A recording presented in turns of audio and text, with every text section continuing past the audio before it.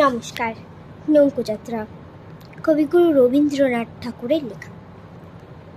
মধুমাঝির ওই যে নৌকোখানা বাঁধা আছে রাজগঞ্জের ঘাটে, কারো কোনো কাজে লাগছে না তো, বোঝাই করা আছে কেবল পাটে।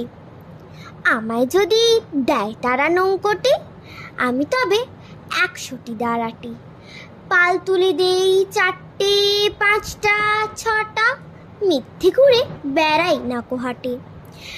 আমি শুধু চাই একটিবার 7 সমুদ্র 13 নদীর পার।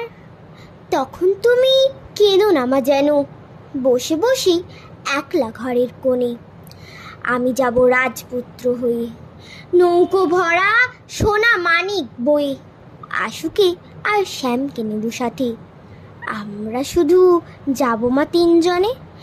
আমি কেবল যাব একটিবার 7 সমুদ্র 13 নদীর পার। ভোরের বেলা দেব নৌকো ছেড়ে, দেখতে দেখতে কোথায় ভেসে যাব। দুপুরবেলা তুমি পুকুর ঘাটে, আমরা তখন নতুন রাজার দেশে।